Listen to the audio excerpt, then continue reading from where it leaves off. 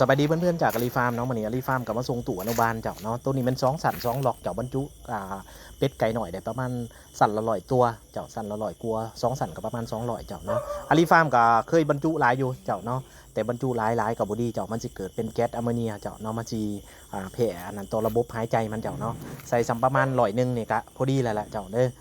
ตัวนี้เป็น2 สัน 2 หลอกเจ้าสำหรับท่านใดที่เลี้ยงเป็ดเลี้ยงไก่อาลีฟาร์มแนะนำให้ใส่ตัวนี้เจ้ามันช่วยเฮาได้หลาย เฮาบ่สามารถไปควบคุมอุณหภูมิมันได้แบบตลอด24ชั่วโมงเหมือนกับตู้ตัวนี้เจ้าเนาะเฮาบ่สามารถเฮ็ดให้มันกินน้ำสะอาดได้ถ้าหากเอาน้ำใส่โถตัวนี้มันจะกินน้ำพันก๊อกเมื่อมันกินน้ำพันก๊อกมันกินน้ำสะอาดอาหารที่มันกินเจ้าเมื่อเวลามันไปตอดใส่น้ำขามมือขามวันเจ้ามันจะกลายเป็นน้ำบูดเมื่อกลายเป็นน้ำบูดนะเป็ดไก่มันจะเจ็บท้องเจ้าเมื่อเจ็บท้องในเลี้ยงยากเจ้าถึงเฮาสิลงวัคซีนเจ้าวัคซีนมันบ่สามารถไปแก้ปัญหาเรื่องเจ็บท้องได้เจ้าบางวัคซีนเนาะยกตัวอย่างคือเรื่องนิวคาสเซิลกับหลอดลมอักเสบ มันก็แก่2อย่างนี่เป็นหลักเจ้าเนาะหนึ่งระบบอันนั้นหายใจอันนั้นหลอดลมอักเสบอันต่อมากับแม่นเรื่องของอันนั้น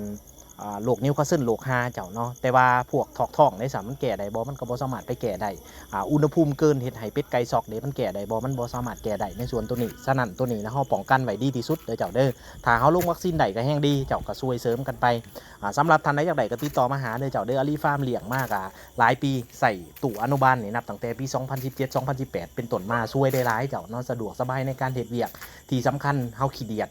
โถน้ำที่เฮาล้างทุกมื้อเจ้ามันเปื้อนเนาะมันมีแบคทีเรียหลายเนาะตัวนี้เฮามีแต่เอาอาหารมาโพะใส่ห้างแล้วเฮาก็ย่างหนีได้เลยเจ้าเนาะสบายสุดเจ้า